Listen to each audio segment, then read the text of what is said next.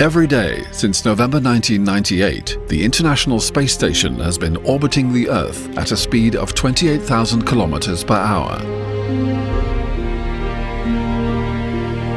Having spent several months on board the International Space Station, the time has come for 3 of its crew members to travel back to Earth.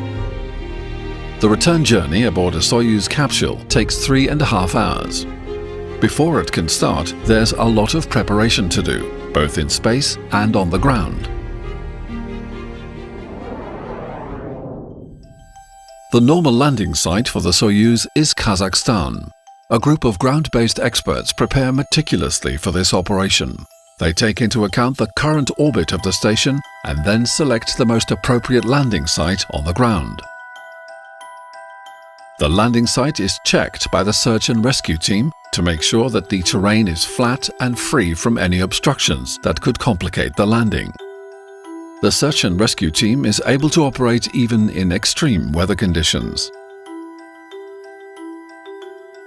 When all the information has been analyzed, the optimal return trajectory is calculated.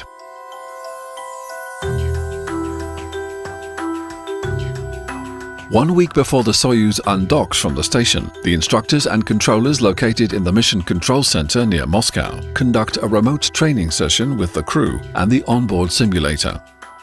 During this session, the crew are reminded about the most important actions they will have to perform during the re-entry. They carefully run through the procedures for each critical step, including the scenarios that could lead to an emergency descent. They are also briefed on the latest details of their trip back, such as landing conditions and the precise timelines for the activation of vehicle systems. The onboard crew runs a test of the Soyuz vehicle and begins packing items that will travel with them back to the ground. The Soyuz is then activated, and the crew starts preparing it for undocking. When instructed by the ground controllers, the crew say their goodbyes to the colleagues staying behind and close the hatch that separates the Soyuz orbital module from the station. The hatch is carefully checked to make sure there are no leaks that could cause an unexpected cabin depressurization. The crew members put on their spacesuits and enter the descent module that they will occupy for the ultimate roller coaster ride back to Earth.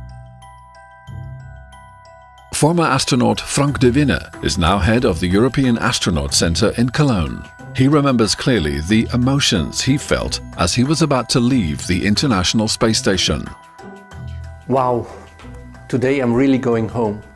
Because of course, the days before you're preparing for the descent, you're reviewing all the procedures, you're going through all the radiograms, but it's only at the moment that you're in your spacesuit and that the hatches are closing that you know that 4 hours later you will be back on Earth.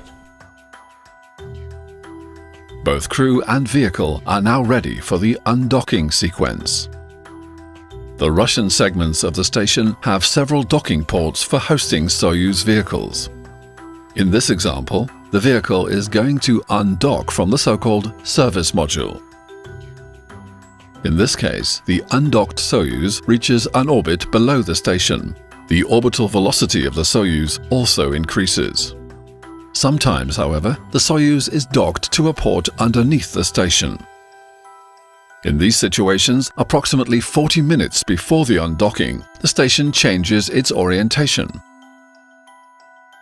The Soyuz then undocks and joins a higher orbit, and its velocity decreases. In both cases, after one revolution of the Earth, the orbits intersect, but because of their now different velocities, the station and the Soyuz arrive at the intersection point at different times. This prevents any possibility of a collision between the two vehicles.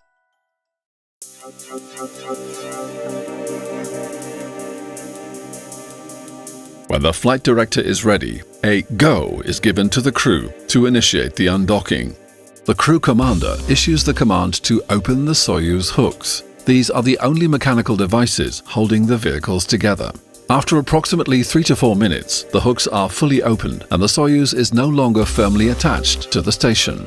A set of pushers that were kept mechanically compressed while docked gently ease the Soyuz away from the station at a relative speed of 12 to 15 centimeters per second. Undocking confirmed at 9:56 p.m. Central Time. Being so close to the station, the Soyuz propulsion system is inhibited in order to avoid contamination of the station with residual chemical dust produced by the Soyuz thrusters. The crew gets visual confirmation of the separation through the image provided by the external TV camera and also from indications displayed on their monitors.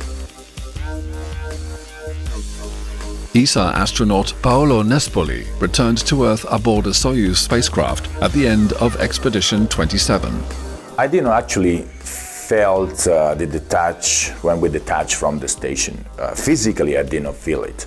The physical departure of the station is done because of a push or some spring that there is inside. You don't want to start your engines close to station because you're going to plume everything. So you're just kind of drifting away, and what you're doing there, what we were doing, we're just looking at the instruments, looking at the camera outside and checking that the Soyuz would be inside the departure corridor. This is what we were doing. Didn't really felt anything. The only thing is that we felt we started this long journey back to Earth. 3 minutes later, when the spacecraft has moved about 20 meters, the crew monitors the 15-second burn that increases the separation speed up to 2 kilometers per hour. This leads the Soyuz to a safe position relative to the space station. After the undocking, the ground controllers upload the data needed by the onboard computer to autonomously perform the descent. The crew is in constant communication with the ground. They verify the validity of the data before allowing the computer to use it. At this stage, the crew must pay special attention to prepare for the next critical operation, the deorbit burn.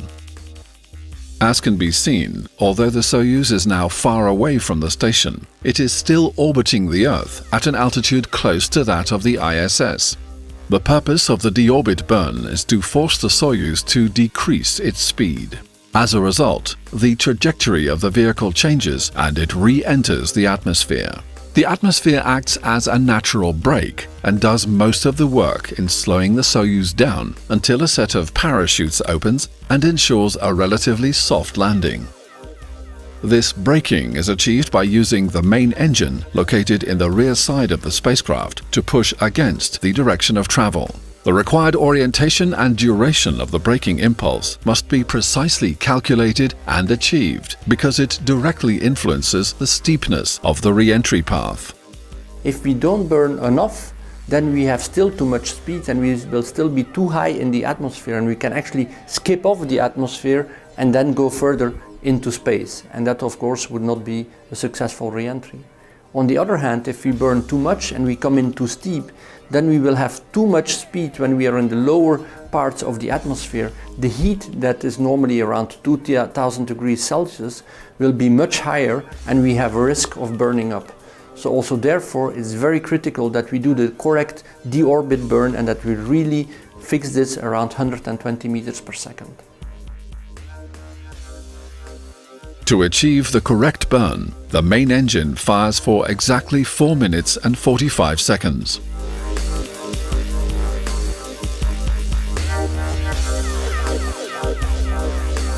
The Soyuz now follows a trajectory that will lead it to intercept the dense layers of the atmosphere, leading to a safe re-entry and landing about 55 minutes later.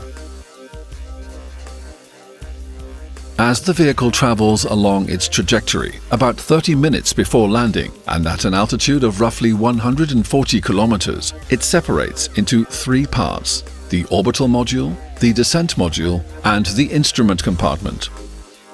There is no chance of the individual modules colliding with each other. This is called impactless separation.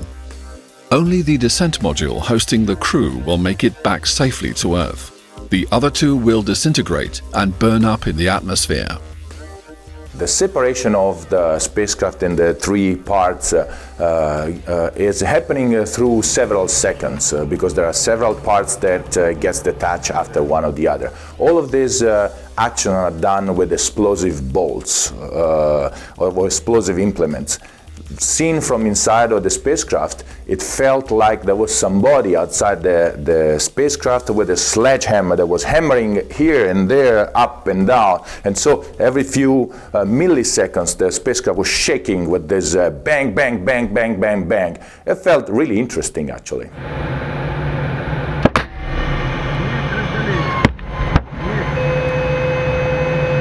The descent module experiences extreme high temperatures during re-entry, so to protect it and the crew inside, it's fitted with a special protective coating and has a heat shield on its base.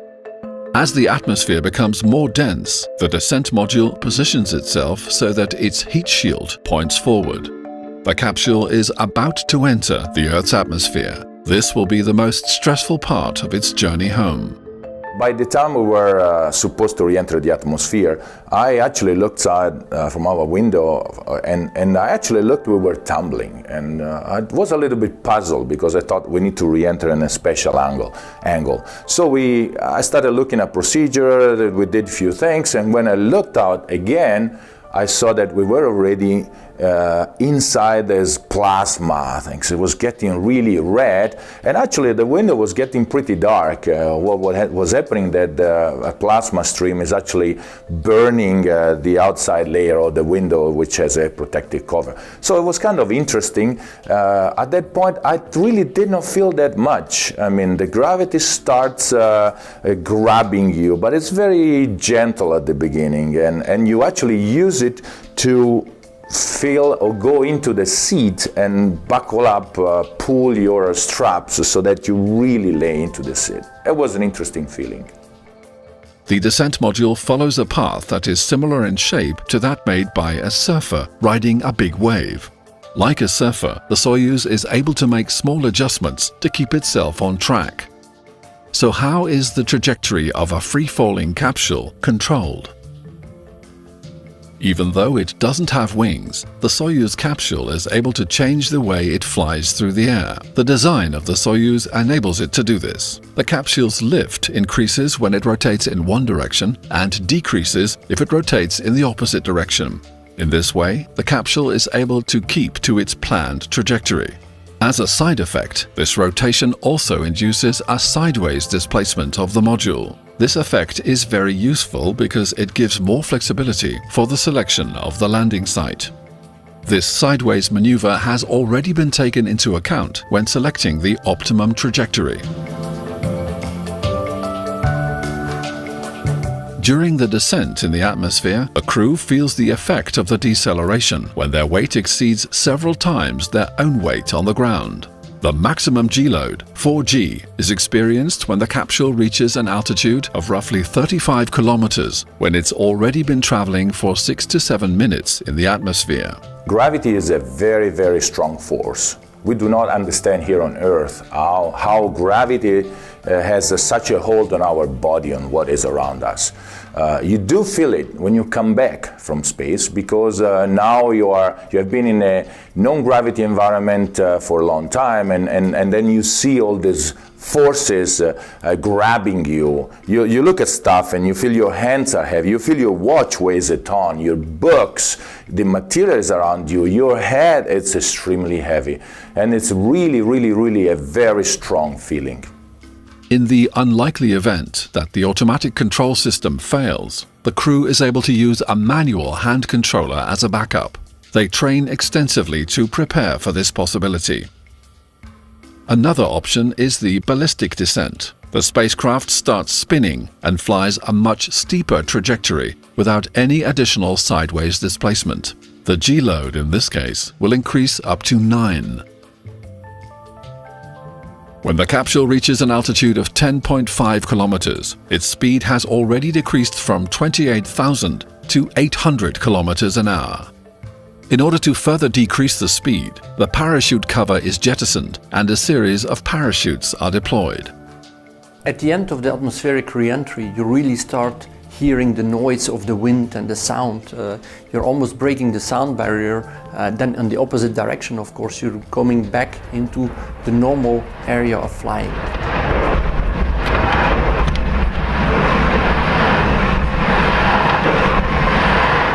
And this is around 30,000 feet that the parachute has to open.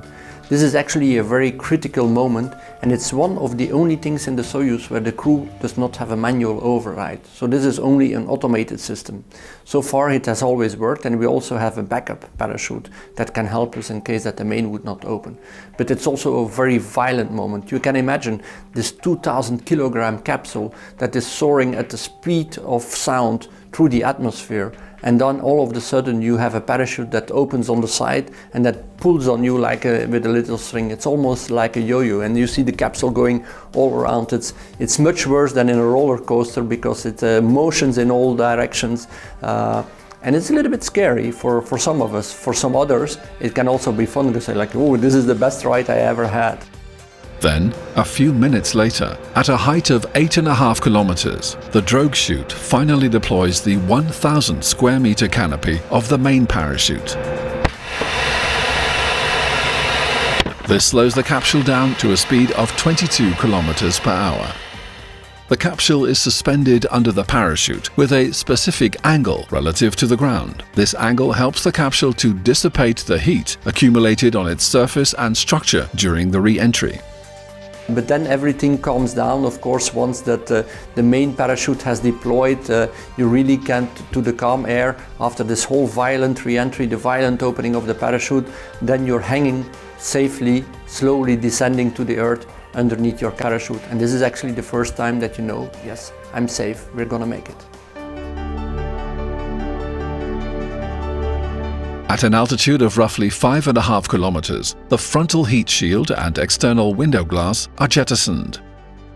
The capsule vents excess fuel and oxygen from pressurized tanks to reduce any chance of an explosion when it hits the ground. In order to position the spacecraft adequately for the landing, the main canopy switches to symmetric suspension. This setup ensures the cosmonaut seats are now perfectly positioned to absorb the landing impact shock. The retro rockets that were hidden behind the heat shield are prepared for firing. Inside the capsule, the crew seats automatically raise in order to prepare shock absorbers. Usually, the search and rescue team equipped with aircraft and helicopters start tracking the Soyuz capsule even before the very first parachute is deployed. The helicopters land next to the capsule shortly after touchdown, and the team help the crew to exit. Finally, 70 centimeters above the ground, the 6 retro rockets fire to further reduce the capsule speed to approximately 5 kilometers per hour. The capsule hits the ground, but the crew's seats continue moving down, and shock absorbers help to make the landing softer for the crew. The soft landing is not really soft. You prepare for it by putting your arms against your body, not touching all the metallic parts, all your books against you. You're not talking, not to put the tongue in the middle of your teeth, and you're laying there trying to be as inside your seat as well as you can. And you're waiting for this soft landing to happen, which for me felt like a head-on collision between a truck and a small car, and of course I was in the small car. So when this happened, it was like bada boom, everything shook. I was kind of checking in there, everything was saying, and then silence, everything was stopped. So I looked a little bit around, I looked at my crew members, and then I said, hey guys, welcome back to Earth. Once landed, one of the first actions of the crew commander is to release one of the 2 ropes that connect the capsule to the parachute. This is important as, in windy conditions, it prevents the capsule from being dragged away on the ground by the inflated parachute.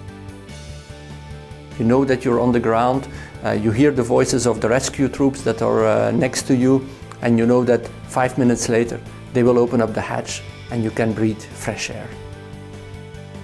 The crew is now safely back on Earth. They will soon be reunited with their families and begin the rehabilitation process after their extraordinary journey.